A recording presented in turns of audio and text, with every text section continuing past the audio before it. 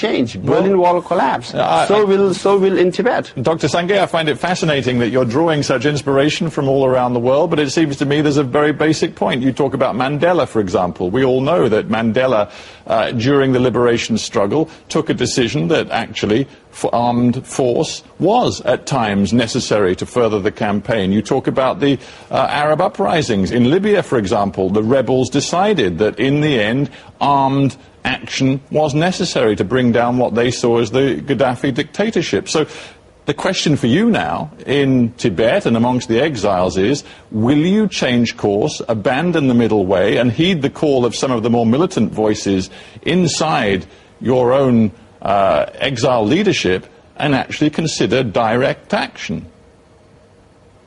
Not at all. We have never advocated violence, nor we will advocate violence or resort to any kind of violent activities. We believe in non-violence as a fundamental principle, and we'll stick to it because we do think we will prevail. You know, Martin Luther King said, the arc of history is long, and it bends towards justice. Justice will prevail, like in America, like in India, non-violently and peacefully. You have well, hang on. Yes. You're saying something important there. If it's got to be non-violent, it doesn't mean there can't be a more confrontational approach. There are leaders of the Tibetan Youth Congress who are starving themselves, possibly starving themselves to death right now on hunger strike. As I understand it, you want them to abandon that high-profile gesture. Why? If you believe that something has to be done and it has to be non-violent, why are you so against what they're doing? Actually, I paid a visit to them, and I paid the respect, and I showed my solidarity.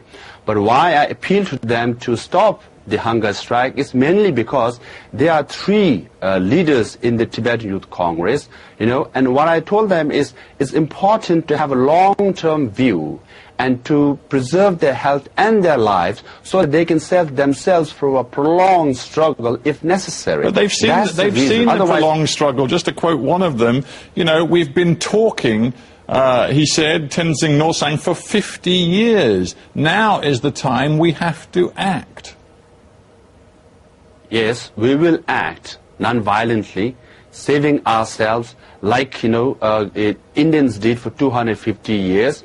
And Martin Luther King for many, many years. So, you know, we are acting, because we still are acting through dialogue. We are acting through traveling around the world and creating awareness and seeking support at the international level. We are acting through keeping the Tibetan spirit alive inside Tibet and outside Tibet. So our sense of solidarity inside and outside is growing every year. We believe in ourselves because our Tibetan spirit is founded in Buddhist values, which is 2,500 years old. We are absolutely confident, based on our identity and based on our Tibetan spirit, based on the Buddhist values, we will prevail. With all due respect, Dr. Sangay, is it not easier for you to say that, sitting in the relative comfort of Dharamsala, as you do, and for a long career in the United States, easier for you to say that and talk about the time span of 250 years of struggle, easier than it would be for a Tibetan living in Lhasa who just as recently as 2008 saw violent clashes on the streets, saw some of his own, perhaps,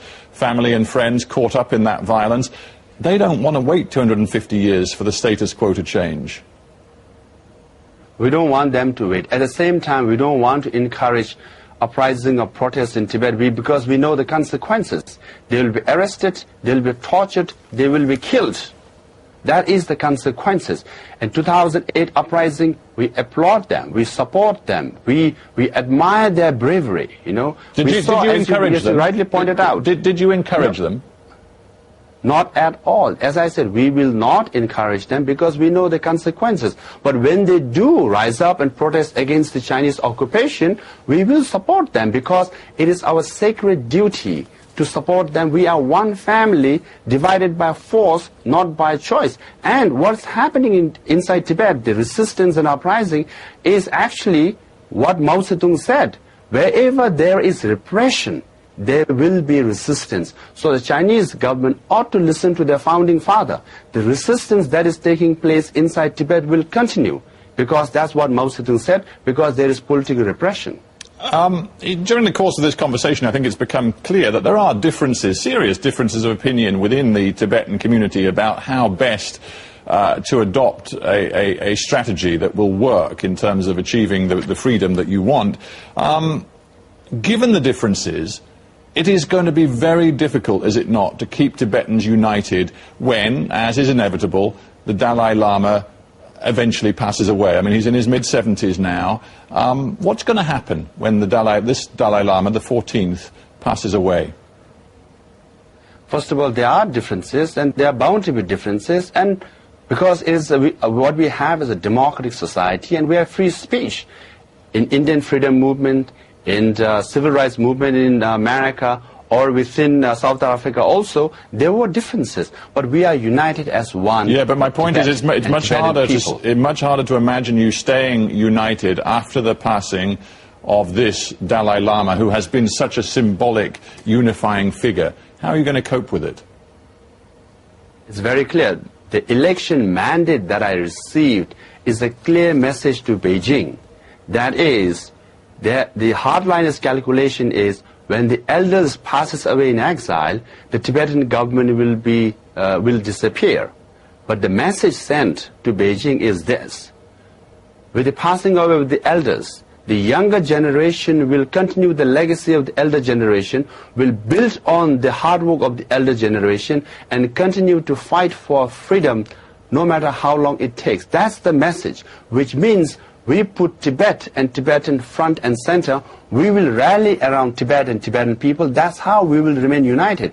I, for one, represent Tibet and Tibetan people. But you have a problem when it comes to finding the next spiritual leader of your people, because as I understand it, Buddhist tradition and the notion of reincarnation makes this all very problematic. The Chinese say that they, in control of Tibet right now, will have to approve the next Dalai Lama. The Dalai Lama himself has indicated that he might appoint the next Dalai Lama to be amongst the exile community, but given the notion of reincarnation, it's hard to see how he could appoint his successor. How do you sort this out? He can appoint his successor because His Holiness the Dalai Lama is the ultimate authority on the next Dalai Lama. He can decide who or where the next Dalai Lama will be. You mean he can appoint he can appoint his own reincarnation? Certainly, because the idea of reincarnation, he is the 14th, which means His Holiness Dalai Lama said it very, very clearly. The idea of reincarnation is this: whoever is born the next time is to continue the legacy and the mission and vision of the previous Lama. Which means if he is to pass away in exile, he will be born in exile to continue the legacy and the mission, right? So His Holiness has said, if the Tibet issue is not resolved during his lifetime, then he will be born outside to continue the same mission. So our loyalty and our faith in Dalai Lama is absolute. So we will follow his directive, and we will have Dalai Lama outside. And Chinese government and the Communist Party of China has no credibility and no legitimacy to recognize the next Dalai Lama, because they are Communist Party who says religion is poison, and how can they appoint the next Dalai Lama? Understood, but the understanding I have is that Beijing will work with some monks and some religious leaders inside Tibet who are prepared to work with the Chinese authorities to create a second Dalai Lama. And that seems to me to be a fundamental problem. This unity that the current Dalai Lama has striven so hard to maintain may be lost. That is not going to work, and Beijing knows it very well. They tried with Panchen Lama, right? They have appointed a boy as the Chinese Panchen Lama, and he spends more time in Beijing than in Tibet. Why? Tibetans inside Tibet don't respect and follow him. Actually, the Chinese government set up a committee to search for a Panchen Lama, and the chairman of the committee narrowed down to one candidate, Gendin Choki Nyima, who was endorsed by the Dalai Lama as the Panchen Lama. As soon as that endorsement was announced, that boy, he was very young, He disappeared, his family members disappeared, no one knows exactly where he is. He is the real Panchen Lama, and our faith and loyalty is with Gendin Chökyi Nyima, the real Panchen Lama, not the boy appointed by Beijing who spends more time in Beijing. I guess, in a way, that answer makes my final point for me. As we close, I just want you to reflect on this. You've talked about the atmosphere in the Arab world, about the mood of uprising and rebellion and the desire for freedom. Isn't the reality that your case is so very different, because in your case it is the Chinese government that holds all of the key cards, and it is very hard to imagine that you will be able to step back on Tibetan soil in the course of your lifetime. Isn't that the truth? It is not. Mahatma Gandhi said, first they ignore you, then they laugh at you, then they will fight with you, then you win. Before my inauguration, the United Front and some of the hardliners are already picking fights with me, which means I'm nearing towards the end, our victory. Well, we'll leave that thought hanging in the air. Dr. Lobsang Sangay, thank you very much for joining us from Delhi.